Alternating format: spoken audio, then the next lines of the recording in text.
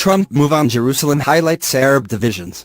Muslim leaders have warned of catastrophe over recognition, but are mired in internal troubles and hardly capable of challenging the U.S. in a meaningful way. BEIRUT, AP. Muslims across the Middle East warned Wednesday of disastrous consequences after President Donald Trump recognized Jerusalem as Israel's capital. But in a region more divided than ever, many ask what leaders can do beyond the vehement rhetoric.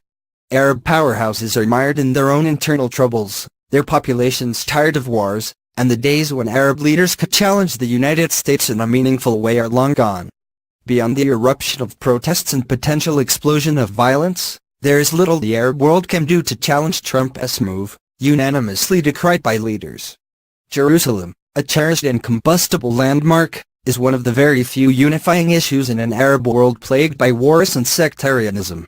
But even the prospect of Trump recognizing it as Israel's capital became a reason for bickering between the Middle East's Sunni and Shiite powerhouses, Saudi Arabia and Iran, who are engaged in a catastrophic proxy war for supremacy in the region.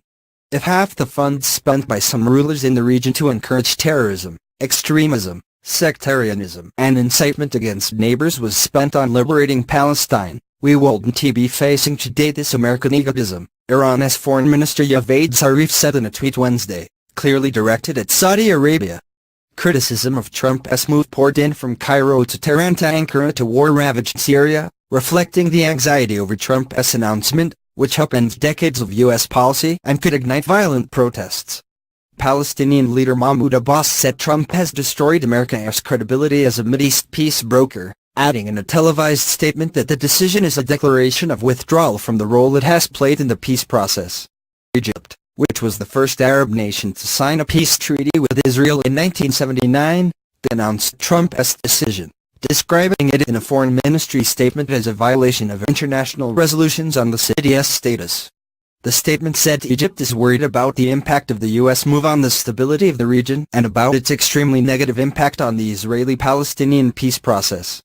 Jordan's King Abdullah II, whose country like Egypt has a peace treaty with Israel, said he had expressed his concerns to Trump in a phone call Tuesday, saying that ignoring Palestinian, Muslim and Christian rights in Jerusalem would only fuel further extremism. He spoke at a meeting with Turkish President Recep Tayyip Erdogan, who has invited leaders of member states of the Organization of Islamic Cooperation to an extraordinary meeting to discuss Jerusalem's status next week. In Gaza, hundreds of Palestinian protesters burned American and Israeli flags and waved Palestinian flags and banners proclaiming Jerusalem as our eternal capital and calling recognition of it as Israel's capital a red line. Hamas called for more protests over the coming days. Hamas official Saleh Bardal said the Palestinians were on a dangerous crossroad today. We either remain or perish. In Beirut, several hundred Palestinian refugees staged a protest in the narrow streets of the Burj al-Barajna camp, some of them chanting Trump, "You are mad." And in Turkey, hundreds of people took to the streets to stage demonstrations near U.S. diplomatic missions in Ankara and Istanbul. Palestinian officials, meanwhile, declared the Mideast peace process finished. The Palestinian Prime Minister, Rami Hamdallah, met with European diplomats on Wednesday and told them that the expected U.S. shift on Jerusalem will fuel conflict and increase violence in the entire region. It is not clear what, if any, concrete diplomatic action is planned. Saudi Arabia, a regional powerhouse that could help the White House push through a Middle East settlement, has voiced strong opposition to Trump's move, saying it would provoke sentiments of Muslims throughout the world.